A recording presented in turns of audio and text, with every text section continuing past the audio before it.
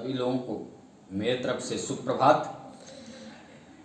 कल हम आप लोग को पढ़ाए थे द्वितीया विभक्ति में क्या कर्तुरीप्सित तमम कर्म, कर्ता का सबसे जो इष्टतम है उसकी क्या होती है कर्म संज्ञा। कर्ता जिसको सबसे अधिक चाहता है, कर्ता क्रिया के द्वारा सबसे जो अधिक चाहा जाता है उसकी कर्म संज्ञा होती है। तो आज हम आप लोग को पढ़ाएंगे तथा युक्तम चानीप्सितम। तथा युक्तम चानीप्सितम ये कहता है कि तथा युक्तम उसी के समान अर्थात ईप्सितम के समान क्रिया से युक्त अनीप्सित की भी कर्म संज्ञा होती है। ईप्सित मतलब चाहा गया, अनीप्सित मतलब जो चाहा ना गया, है ना। अभीष्ट और अभीष्ट मतलब ईप्सित, और कह रहे हैं कुछ जो है अनीप्सित ना चाहे हुए की भी क्या होती है कर्म संज्ञा होती है। तो कह रहे हैं ईप्सितम के समान क्रिया से युक्त अनीप्सित की भी क्या होती है कर्म संज्ञा होती है। कुछ पदार्थ कर्ता द्वारा अनीप्सित होते हुए भी क्रिया से ईप्सित के समान सटे होते हैं, इसलिए उस क्रिया से सटे हुए ऐसे अनीप्सित पदार्थों की भी तथा युक्तम चानीप्सितम सूत्र से क्या होती है कर्म संज्ञा होती है। इसके पहले हम पढ़ाए थे कर्तुरीप्सितम कर्म, कर्ता का जो सबसे अधिक ईप्सितम है उसकी क्या होती है कर्म संज्ञा होती है।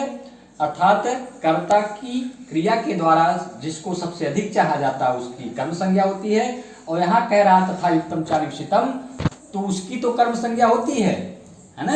कर्ता जिसको सबसे अधिक चाहता है उसकी कर्म संज्ञा होती ही है।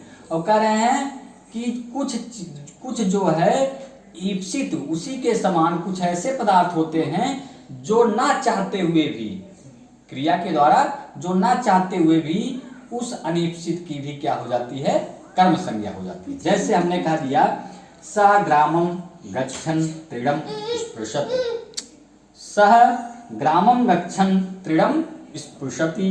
तो कह रहे वह गांव जाते हुए तृण का स्पर्श करता है। तो सह क्या हो गया कर्ता हो गया, ठीक। और ग्राम किससे हुआ इसमें द्वितीय विभक्ति कर्मण द्वितीया से, और कर्म संज्ञा कैसे हुआ है कर्तुरीप्सितमम, कर्तुरीप्सितमम कर्म से, फिर उस कर्मण द्वितीया फिर द्वितीय विभक्ति। और फिर कह रहे त्रिडम में कह रहे हैं कि वह गांव जाता है, उसका मुख्य प्रयोजन क्या है गांव जाना। कह रहे हैं कि लेकिन वह गांव जाते हुए तृण का स्पर्श करता है, अर्थात वह गांव जा रहा है तो रास्ते में वो तृण तिनका वगैरह घास वगैरह मिला और उससे उसका पैर जो है स्पर्श हो गया। तो कह रहे हैं तो स्पर्श नहीं करना चाहता लेकिन जाते हुए वो स्पर्श हो जा रहा है। तो कह रहे हैं अनीप्सित क्या हुआ तृण, तो अनीप्सित की भी क्या हो जाती है कर्म संज्ञा हो जाती है। त्रिडम का अनिश्चित कर्म क्या हो गया अनिश्चित कर्म संज्ञा हो गया। अब कर्म संज्ञा हो गया तो फिर किससे कर्म द्वितीया से इसमें द्वितीय विभक्ति हो गया। तो त्रिड का जो हो गया द्वितीय विभक्ति वचन में त्रिडम हो गया, ठीक। तो वह गांव जाते हुए तृण का स्पर्श करता है, उसका मुख्य प्रयोजन ग्राम, इसमें कर्तुरीप्सितम कर्म से कर्म संज्ञा। और तृण जो है अनिप्सित हो गया, अनिप्सित की कर्म संज्ञा हो गई, फिर कर्म संज्ञा जब हो गई तो कर्मण द्वितीया से इसमें द्वितीय विभक्ति हो गया, ठीक ना। फिर देखिए जैसे कहा दिया गया रमेशा ओदनम भुंजानो विषम भुंक्ते, रमेशा ओदनम भुंजानो विषम भुंक्ते। तो कहा रमेश भात भुंजानो खाते हैं विषम भुंक्ते, भात खाते हुए विष भी खाते हैं, है ना। अब रमेशा जो है भात तो खाना चाहते हैं लेकिन उसमें विष भी मिला हुआ है, इसलिए वो ना चाहते हुए विष को ना खाते हुए भी जो है वो विष को खा रहे हैं। तो ये क्या हो गया ये हो गया मुख्य कर्म, है ना, मुख्य कर्म। अर्थात इसमें कर्तुरीप्सितमम कर्म से कर्म संज्ञा, और उसमें विषम तथा युक्तम चानीप्सितम सूत्र से कर्म संज्ञा हुआ, और उसके बाद कर्मण द्वितीया से द्वितीय विभक्ति। तो इसमें क्या हो गया तथा युक्तम चानीप्सितम से कर्म संज्ञा, फिर कर्मण द्वितीया से द्वितीय विभक्ति, ठीक। और इसमें भी ये कर्तुरीप्सितमम कर्म से हो गया कर्म संज्ञा, फिर कर्मण द्वितीया से द्वितीया विभक्ति। ठीक, समझ में आया? तो वही साग्रामम गच्छन्ति स्पृशति, त्रिडम में हो गया तथा युक्तम चानिप्सितम से कर्म संज्ञा, फिर कर्मण द्वितीया से द्वितीया विभक्ति। और ग्रामम में क्या हो गया? कर्तुरीप्सितमम कर्म से कर्म संज्ञा, फिर कर्मण द्वितीया से द्वितीया विभक्ति। ठीक, उसी प्रकार ओदनम में ये हो गया कर्तुरीप्सितमम कर्म से कर्म संज्ञा, फिर कर्मण द्वितीया, फिर द्वितीया विभक्ति। विषम में ये तथा युक्तम चानिप्सितम से कर्म संज्ञा, फिर कर्मण द्वितीया से द्वितीया विभक्ति। ठीक, अब अगला सूत्र है अधिशीन स्थासाम कर्म। अधिशीन स्थासाम कर्म क्या कहता है कि अधि उपसर्ग शीन स्था और आस, शीन स्था और आस धातु के पहले यदि अधि उपसर्ग लगा हो तो उसके आधार की कर्म संज्ञा होती है। कह रहे हैं कि शीन स्था और आस धातु के पहले यदि अधि उपसर्ग लगा हो तो उसके आधार की क्या होती है? कर्म संज्ञा होती है। यहीं लिख दिए हैं, अधि उपसर्ग पूर्वक शीन स्था और आस धातुओं के आधार की क्या होती है?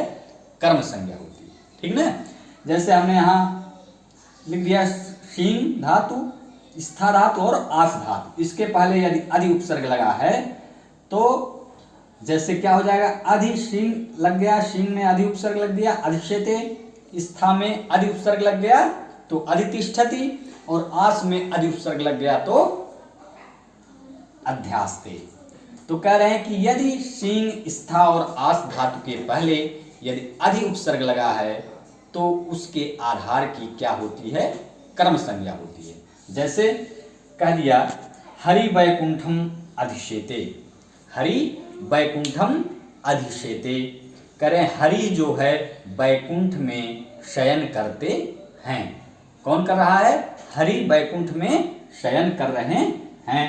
अब यहाँ कहाँ शयन कर रहे हैं? वैकुंठ में शयन कर रहे हैं। होना क्या चाहिए था? इसका आधार क्या हुआ? वैकुंठ। तो कह रहे हैं जब वैकुंठ आधार हो गया तो यहाँ सूत्र लगना चाहिए था आधारो अधिकरणम से अधिकरण हो गया, है ना? इसका आधार क्या है? वैकुंठ। वैकुंठ में आधारो अधिकरणम से आधार संज्ञा होती, फिर अधिकरण संज्ञा होती, अधिकरण, फिर अधिकरण सप्तम्यम अधिकरणे से इसमें सप्तमी विभक्ति होती। तो ये हरि वैकुंठे अधिशेते होना चाहिए था, लेकिन यहाँ अधि उपसर्ग लगा है तो वो जो है आधार को निषेध करके यहाँ तथा युक्तम अधिशीन स्थासाम कर्म सूत्र जो कहता है कि नहीं, यहाँ आधार को हम निषेध करके क्या सूत्र लग जाएगा? अधिशीन स्थासाम कर्म। जब कर्म संज्ञा वैकुंठ की आधार ना होकर कर्म संज्ञा हो जाएगी तो इसमें कर्मण द्वितीया से फिर द्वितीया विभक्ति लगकर वैकुंठम बना। समझ में आ रहा है? यहाँ होना चाहिए था हरि वैकुंठे अधिशेते, लेकिन ये सूत्र अधिशीन स्थासाम कर्म कहता है कि यदि शीन स्था और आस धातु के पहले यदि अधि उपसर्ग लगा हो तो उसके आधार की क्या हो जाती है? कर्म संज्ञा हो जाती है। यहाँ होना चाहिए था हरि वैकुंठे अधिशेते, तो यहाँ वैकुंठे ना होकर ये क्योंकि शीन धातु के पहले अधि उपसर्ग लगा है तो इस अधि उपसर्ग लगने के कारण इसके आधार का निषेध हो गया, और जब निषेध हो गया तो यहाँ अधिशीन स्थासाम कर्म से इसकी कर्म संज्ञा हो गई, वैकुंठ की कर्म संज्ञा हो गई, और जब कर्म संज्ञा हो जाती है तो कर्मण द्वितीया तुरंत आ जाती है। कर्मण द्वितीया कहता है कर्म में द्वितीया विभक्ति होती है, तो वैकुंठ का द्वितीया विभक्ति एक वचन में वैकुंठम हो गया, तो ये हो गया हरि वैकुंठम अधिशेते।